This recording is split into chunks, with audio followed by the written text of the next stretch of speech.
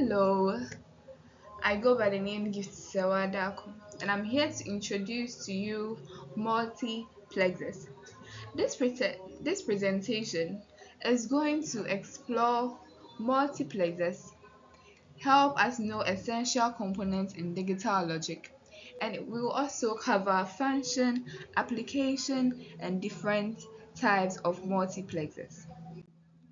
What is a multiplexer?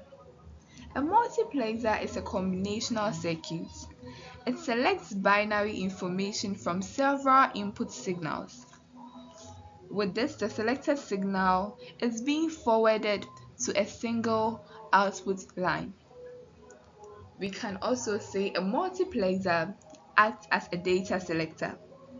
As the name implies, data selector. I'm sure it does explain itself because a data selector simply means it selects data. So some features or three features of a multiplexer which aren't the main one, but of course the common or the fundamental characteristics of a multiplexer is that it has multiple inputs, which means it receives data from many sources. It also has a selection logic, whereby it's supposed to choose one input channel from the many sources that are being received. Also, it provides a single output, which means after after choosing this one input channel, it sends the chosen data out.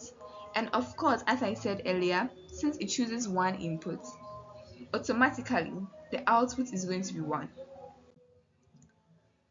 So here are some places where multiplexers are being applied.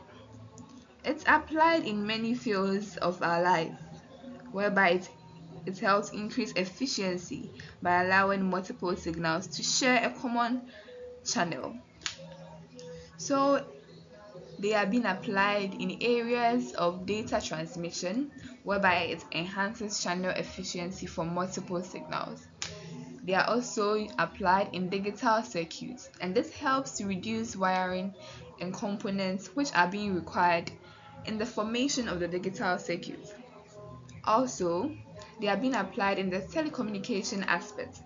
It's used in phone network and internet infrastructure. Moving on, we have types of multiplexer. We have the 2 by 1 multiplexer, 4 by 1 multiplexer, 8 by 1 multiplexer, and the 32 by 1 multiplexer, whereby this 2, 4, 8, and 32 defines the number of inputs which were being used in the multiplexer. Also, a clear explanation or a brief explanation of the multiplexer inputs and outputs, or how this input and output of the multiplexer works. A multiplexer normally operates with a selector line, and this selector line's function is to control how the data flows, or its main function is to choose the input among the multiple options. As I said earlier when I was explaining the features of multiplexer, since on a normal basis, from the multiple choices that are being provided, the multiplexer is supposed to choose one output. So we can say a multiplexer always has only one output and is supposed to be noted. Also, it has numbers of selected lines, and it can be got or it can be selected, or the number of selector lines can be shown by a formula which I would talk about as we continue.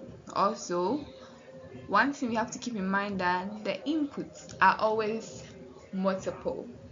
They are always more than one, as it's even shown in the name, a multiplexer. So it always deals with more than two input lines.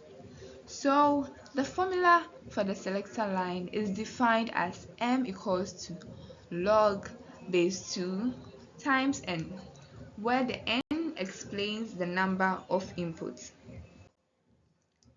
And here are some key takeaways multiplexer functions. There are some functions that you can keep in mind. One function, or the first function I'm going to talk about, is the data selection. It selects one input from the many data sources being provided. 2. It simplifies a circuit. Instead of the circuits being complex or being too huge, with the use of the multiplexer, it helps reduces wiring and components, which makes the circuit simplified. Also, I said earlier, it's being applied in telecommunication and digital circuits. So, as I said earlier, I've talked about selector lines. So, this is a visual diagram of how the selector lines operate with the input. So, I'm going to give a brief explanation of how this selector line works with the input. In cases or conditions whereby the S0 and S1 is both 0, it's going to give us, or it's going to choose I0. In situations whereby the S0 is 0 and S1 is 1, it provides I1. Whereby the S0 is 1 and the S1 is 0, it provides I2. And also, if it's S1 is 1 and S0 is also 1, it provides I3.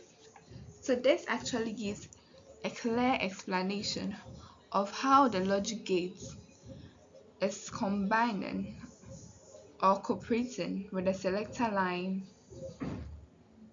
and showing how the multiplexer works. So this inverters and AND gates shows how the input of the selector line is being changed, or is being inversed. It's being changed or it's inverses. So it passes through the AND gates, and this helps choose the appropriate input. And at the end, they all combine and they pass through the OR gate. This is where I'll end my presentation. Thank you for your attention.